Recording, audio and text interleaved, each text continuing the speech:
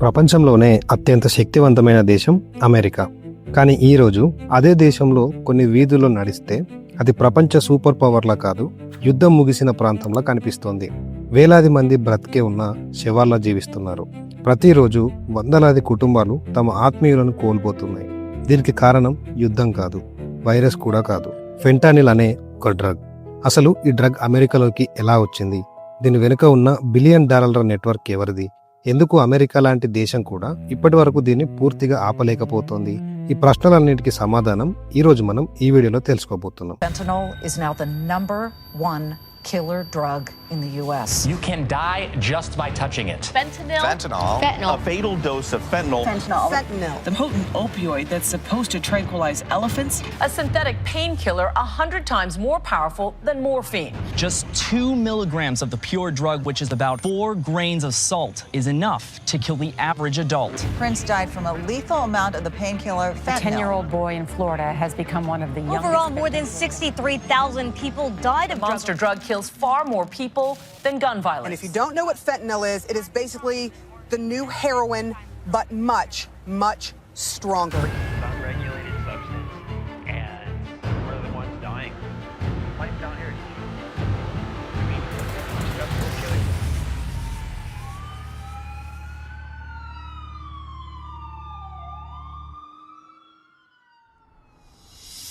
ఇక టాపిక్లోకి వెళ్తే, అమెరికాలోని కొన్ని ప్రాంతాల్లో మనుషులు వంగిపోయి చలనం లేకుండా జాంబీలుగా మారిపోవటాన్ని మనందరం చూసే ఉంటాం. కానీ వాళ్ళు అలా ఎందుకు బిహేవ్ చేస్తున్నారో తెలుసా? దానికి కారణం ఒక డ్రగ్. దాని పేరే ఫెంటానిల్. ఇది కేవలం ఒక డ్రగ్ కథ కాదు, ఇది ఒక దేశం చేసిన తప్పుల కథ, ఒక పరిశ్రమ ఆశ కథ, లక్షల కుటుంబాల విషాద గాథ అండ్ ప్రపంచానికి ఒక హెచ్చరిక. ముందుగా అమెరికాలో డ్రగ్ సమస్య ఎప్పుడు మొదలైందో తెలుసుకుందాం. చాలామంది ఫెంటానిల్ సమస్య 2020 తర్వాత స్టార్ట్ అయిందని అనుకుంటున్నారు. కానీ నిజానికి ఈ కథ 30 సంవత్సరాల కంటే పాతది. ఎర్లీ 90స్లో అమెరికా వైద్య రంగంలో ఒక సరికొత్త ఆలోచనతో ముందుకొచ్చింది. అదేమిటంటే ప్రతి నొప్పిని పూర్తిగా తొలగించాలి. అండ్ ఈ ఆలోచనే ఆ తర్వాత అమెరికా చరిత్రలో అతిపెద్ద ప్రజా ఆరోగ్య సంక్షోభానికి కారణమైంది. ప్యూర్డూ ఫార్మా అనే ఒక కంపెనీ వాళ్ళు ఒక మందును విడుదల చేశారు. దాని పేరే ఆక్సీకాంటిన్. ఇది ఒక ఓపియాడ్ పెయిన్ కిల్లర్, అంటే క్యాన్సర్, సర్జరీ, తీవ్రమైన నొప్పుల కోసం ఉపయోగించాల్సిన ఔషధం. కానీ కంపెనీ దీనిని చాలా యాక్టివ్గా మార్కెటింగ్ చేసింది. అమెరికాలోని డాక్టర్లకు ఇది చాలా సురక్షితం, ఎడక్ట్ అయ్యే ఛాన్స్ చాలా తక్కువ అని చెప్పింది. తర్వాత ఏమైందో తెలుసా? లక్షలాది మంది అమెరికన్లు ఈ మందును వాడటం మొదలుపెట్టారు. దీనిని నిపుణులు ఫస్ట్ వేవ్ ఆఫ్ ఓపియాడ్ క్రైసిస్ అని కూడా పిలుస్తారు. ఇక prescription pain killers wave start అయింది. 1999 నుంచి 2010 వరకు అమెరికాలో కోట్ల సంఖ్యలో ఓపియాడ్ ప్రిస్క్రిప్షన్స్ రాయబడ్డాయి. ప్రజలు నొప్పి తగ్గించుకోవడానికి తీసుకున్న మందులు నెమ్మదిగా వ్యసనంగా మారాయి. దాంతో అమెరికా ప్రభుత్వం ఓపియాడ్ మందుని కంట్రోల్ చేయడం మొదలుపెట్టింది. కానీ ఈసారి స్మగ్లర్లకు, అలాగే డ్రగ్ అడిక్ట్ అయిన బాధితులకు ఇంకొక డ్రగ్ దొరికింది. దీన్నే సెకండ్ వేవ్ అని కూడా పిలుస్తారు. ఇక సెకండ్ వేవ్ లో ప్రభుత్వం ఓపియాడ్ మందులపై నియంత్రణలు కఠినతరం చేసినప్పటికీ అప్పటికే చాలా మంది వ్యసనానికి బానిసలయ్యారు. మందులు దొరకడం కష్టమైంది. అప్పుడు చాలా మంది చౌకైన ఆల్టర్నేటివ్ వైపు వెళ్లారు. ఆ ఆల్టర్నేటివ్ పేరే హెరాయిన్. 2010 తర్వాత అమెరికాలో హెరాయిన్ వినియోగం భారీగా పెరిగింది. దీని ప్రభావం అమెరికా యువత మీద చాలా పడింది. దీంతో ప్రభుత్వం మళ్ళీ సప్లై చైన్ని కొంతమేరకు కఠినతరం చేశారు. ఇంకేముంది, థర్డ్ వేవ్ స్టార్ట్ అయింది. దీని గురించే ఇప్పుడు మనం మాట్లాడుకోబోతున్నాం. 2013 తర్వాత అమెరికా మార్కెట్లో ఒక కొత్త డ్రగ్ ప్రవేశించింది. దాని పేరే ఫెంటానిల్. మొదట ఇది ఆసుపత్రులకే పరిమితమైన ఔషధం. కానీ కొన్ని రోజుల్లోనే ఇల్లీగల్ మార్కెట్ దీనిని కనుగొంది. ఎందుకు అంటే ఇది అత్యంత ప్రాఫిట్ తెచ్చే డ్రగ్ కాబట్టి. కేవలం కొన్ని గ్రాముల డ్రగ్తో వేల డోసులు తయారు చేయవచ్చు. స్మగ్లింగ్ చేయడం కూడా చాలా ఈజీ. లాభాలు భారీగా ఉంటాయి. అక్కడి నుంచి అమెరికా సంక్షోభం కొత్త దశలోకి ప్రవేశించింది. ఫెంటానిల్ అసలు ఎంత శక్తివంతమైనది అంటే మార్ఫిన్ కంటే 50 రెట్లు, హెరాయిన్ కంటే అనేక రెట్లు. కేవలం కొన్ని మిల్లీగ్రాముల డోస్తో ఒక మనిషి ప్రాణాన్ని తీసేయొచ్చు. అది ఎంత చిన్న పరిమాణంలో అంటే మీ వేలి గోరు మీద కూడా సరిపోతుంది.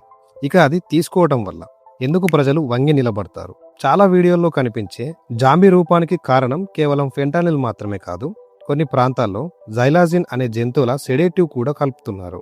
అందువల్ల వ్యక్తులు మరింతసేపు స్పృహ కోల్పోయినట్లు కనిపిస్తున్నారు. అమెరికాలోని ఫిలాడెల్ఫియా, కెన్సింగ్టన్ ఈ పేరు ఇప్పుడు ప్రపంచవ్యాప్తంగా ప్రసిద్ధి చెందింది. యూట్యూబ్లో వైరల్ అయ్యే చాలా వీడియోలు ఇక్కడి నుండి వచ్చినవే. ప్రపంచం మొత్తం ఈ ప్రాంతాన్ని చూసి అమెరికా మొత్తం ఇలాగే ఉందని అనుకుంటుంది. కానీ అది పూర్తి నిజం కాదు. కాలిఫోర్నియాలోని శాన్ ఫ్రాన్సిస్కో నగరం ప్రపంచంలోనే అత్యంత ధనిక నగరాల్లో ఒకటి. అక్కడ గూగుల్, మెటా, ఓపెన్ ఏఐ లాంటి టెక్ సంస్థలు ఉన్న ప్రాంతానికి దగ్గరలోనే టెండర్లాండ్ అనే ప్రాంతంలో మరో మత్తు ప్రపంచం కనిపిస్తోంది. ఒకవైపు $1 బిలియన్ కంపెనీలు, మరోవైపు డ్రగ్ సంక్షోభం. ఇదే డార్క్ రియాలిటీ ఆఫ్ అమెరికా. ఇక జాంబీ డ్రగ్ వెనుక మరో రహస్యం ఉంది. ఫెంటానిల్ గురించి ప్రపంచం మాట్లాడుతుండగానే మరో కొత్త పేరు వార్తల్లోకి వచ్చింది. అదే జైలాజిన్. దీనిని చాలా మంది ట్రాంక్ అని కూడా పిలుస్తారు. ఆశ్చర్యకరమైన విషయం ఏంటంటే ఇది మనుషుల కోసం తయారు చేసిన మందు కాదు. ఇది జంతువులకు ఇచ్చే ఒక సెడేటివ్. అంటే గుర్రాలు, పశువులు ఇలాంటి పెద్ద పెద్ద జంతువులను ప్రశాంతంగా ఉంచడానికి ఉపయోగిస్తారు. కానీ డ్రగ్ మార్కెట్లోకి ఇది ఎలా వచ్చింది అంటే ఆన్సర్ ఏంటో తెలుసా? అదే ప్రాఫిట్. ఎస్, మీరు విన్నది నిజమే. ఫెంటానిల్తో జైలాజిన్ని కలిపితే డ్రగ్ ప్రభావం ఎక్కువసేపు ఉంటుందని డీలర్లు భావించారు. దాంతో కొన్ని ప్రాంతాల్లో ఫెంటానిల్ ప్లస్ జైలాజిన్ మిశ్రమం విస్తరించింది. ఇక్కడే పరిస్థితి మరింత భయంకరంగా మారింది. ఎందుకు అంటే ఫెంటానిల్ ఓవర్ డోస్కు నలోక్సిన్ పనిచేసే అవకాశం ఉంటుంది. కానీ జైలాజిన్ ప్రభావాన్ని నలోక్సిన్ పూర్తిగా తొలగించలేదు. అందుకే కొన్ని వీడియోలో కనిపించే భయంకరమైన దృశ్యాలకు ఈ కలయిక కూడా ఒక కారణం. 2020లో ప్రపంచం కరోనా వైరస్తో పోరాడుతోంది. కానీ అమెరికాలో మరో మహమ్మారి కూడా నిశ్శబ్దంగా పెరుగుతోంది. 2020లో లాక్డౌన్ల కారణంగా ఒంటరితనం, ఆందోళన, ఉద్యోగ నష్టం లాంటి భయంతో లక్షల మంది తమ ఇళ్లల్లోనే చిక్కుకుపోయారు. కొంతమందికి ఇది మానసిక ఒత్తిడిని పెంచింది.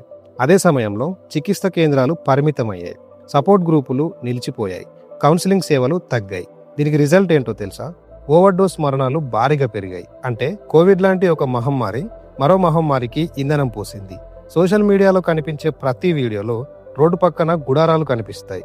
అప్పుడు చాలా మంది ఒకే నిర్ణయానికి వస్తారు, డ్రగ్ వల్లే వీళ్ళు రోడ్డున పడ్డారు అని. కానీ వాస్తవం అంత సింపుల్ కాదు. కొంతమంది ముందు ఉద్యోగం కోల్పోయారు, తర్వాత ఇల్లు కోల్పోయారు, తర్వాత వ్యసనానికి గురయ్యారు. అండ్ మరికొందరు ముందు వ్యసనానికి గురయ్యారు, తర్వాత ఇల్లు కోల్పోయారు. అంటే ప్రతి వ్యక్తి కథ వేరు. హోమ్లెస్నెస్ మరియు డ్రగ్ వ్యసనం మధ్య సంబంధం ఉంది, కానీ అవి ఒకటి కాదు. ఇంత జరిగిన అమెరికా ప్రభుత్వం ఏం చేస్తుంది? సోషల్ మీడియాలో వీడియోలు చూసి ప్రభుత్వం ఏం చేయడం లేదని అనిపించవచ్చు. కానీ నిజానికి అమెరికా ప్రభుత్వం కొన్ని $1 బిలియన్ ఖర్చు చేస్తుంది. చట్ట అమలు సంస్థలు స్మగ్లింగ్ నెట్వర్క్లను ఛేదిస్తున్నాయి, సరిహద్దుల్లో తనిఖీలు పెంచుతున్నాయి, నలోక్సిన్ పంపిణీ చేస్తున్నారు, చికిత్స కేంద్రాలకు నిధులిస్తున్నారు, అవగాహన కార్యక్రమాలు నిర్వహిస్తున్నారు. అయితే సమస్య పరిమాణం కూడా అంతే పెద్దది. DEA అంటే డ్రగ్ ఎన్ఫోర్స్మెంట్ అడ్మినిస్ట్రేషన్ అమెరికాలో డ్రగ్స్ ను ఎదుర్కొనే ప్రధాన సంస్థ. వారి పని అక్రమ డ్రగ్ తయారీదారులను గుర్తించడం, స్మగ్లర్లను పట్టుకోవడం, చైన్ సిస్టమ్ ని విచ్ఛిన్నం చేయడం లాంటివి. కానీ వీరికి ఫెంటానిల్ ఒక కొత్త సవాలు. ఎందుకు అంటే కొన్ని గ్రామాలే 1000 డోసులకు సరిపోతున్నాయి. అంటే దానిని దాచడం చాలా సులభం. సింపుల్ గా ప్యాకెట్లో పెట్టుకుని స్మగల్ చేయొచ్చు. ఇదే DEA ఎదుర్కొంటున్న పెద్ద సమస్య. అమెరికా రాజకీయ చర్చల్లో ఫెంటానిల్ తరచూ వినిపించే అంశం. కొంతమంది సరిహద్దులను మరింత కఠినంగా నియంత్రించాలి అంటారు. మరికొందరు సమస్య కేవలం సరిహద్దుల్లో లేదంటారు. ఎందుకంటే వ్యసనం, మానసిక ఆరోగ్యం, చికిత్స ఇవి 3 కూడా ముఖ్యమైన అంశాలు. అందుకే ఈ సమస్యకు ఒకే పరిష్కారం లేదు. మరణాల వెనుక కుటుంబాల కథలు, ప్రతి గణకం వెనుక ఒక మనిషి ఉంటాడు, ఒక కుటుంబం ఉంటుంది. డ్రగ్ ఓవర్డోస్ వార్తల్లో మనకు సంఖ్యలు మాత్రమే కనిపిస్తాయి, కానీ ఆ సంఖ్యల వెనుక వేలాది విషాద గాథలు దాగి ఉంటాయి. ఈ కథ మొత్తం చీకటి కాదు. వేలాది మంది వ్యసనాన్ని జయించారు. రీహాబ్ సెంటర్ల సహాయంతో, కుటుంబాల మద్దతుతో, చికిత్స ద్వారా మళ్ళీ సాధారణ జీవితానికి వచ్చారు. ఇప్పుడు వాళ్ళే ఇతరులకు సహాయం చేస్తున్నారు. అంటే రీకవరీ సాధ్యమే. అమెరికా మొత్తం ఇలానే ఉందా అంటే లేదు. అమెరికాలో ఇప్పటికీ ప్రపంచంలోని అత్యుత్తమైన యూనివర్సిటీలున్నాయి, అత్యాధునిక పరిశోధన కేంద్రాలున్నాయి, అత్యంత విజయవంతమైన వ్యాపారాలున్నాయి. కోట్లాది మంది సాధారణ జీవితమే గడుపుతున్నారు. అదే సమయంలో కొన్ని ప్రాంతాల్లో తీవ్రమైన డ్రగ్ సంక్షోభం కూడా ఉంది. అండ్ ఈ 2 నిజాలే ఇప్పుడు మనకు ముఖ్యమైన ప్రశ్న. ఈ పరిస్థితి భారత్లో కూడా రావచ్చా? ప్రస్తుతం అమెరికా స్థాయిలో ఫెంటానిల్ సంక్షోభం భారత్లో లేదు. ఇండియాలో యువత గంజాయి మత్తులో మునిగి తేలుతోంది. ఇది చాలా ముఖ్యమైన విషయం. కానీ ప్రమాదం లేదని చెప్పలేం. డ్రగ్ మార్కెట్లు ఎప్పటికప్పుడు మారుతుంటాయి, కొత్త పదార్థాలు వస్తూనే ఉంటాయి, కొత్త సరఫరా మార్గాలు ఏర్పడుతూనే ఉంటాయి. అందుకే అప్రమత్తత చాలా అవసరం.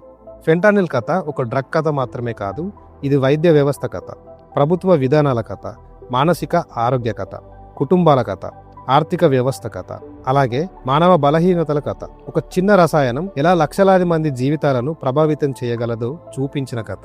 జస్ట్ ఒకసారి ఆలోచించండి. 1960లో ఒక ఆసుపత్రిలో తీవ్రమైన నొప్పితో బాధపడుతున్న రోగికి సహాయం చేయడానికి తయారైన ఔషధం దశాబ్దాల తర్వాత అమెరికా చరిత్రలో అతిపెద్ద ప్రజారోగ్య సంక్షోభాల్లో ఒకదానికి కేంద్రంగా మారింది. ఇది మనకు ఒక విషయం గుర్తు చేస్తోంది.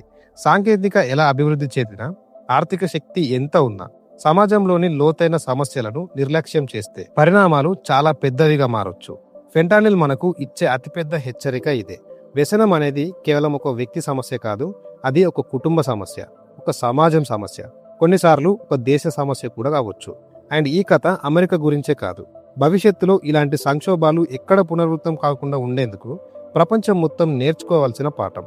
సే నో టు డ్రగ్స్. అలా మీకు ఎవరైనా డ్రగ్స్తో కనిపించినా లేదా వాడుతున్నట్టు అనిపించినా వెంటనే ప్రభుత్వానికి లేదా పోలీస్ వారికి సమాచారం ఇచ్చి వారిని కాపాడండి. అండ్ దీని గురించి మీరేమంటారో కింద కామెంట్లో చెప్పండి. ఇలాంటి మరిన్ని ఇంట్రెస్టింగ్ అండ్ ఇన్ఫర్మేషన్ వీడియోస్ కోసం మన వీడియోకి లైక్ చేసి మన ఛానల్ తప్పకుండా సబ్స్క్రైబ్ చేసుకోండి. Thanks for watching. See you again with one more good concept.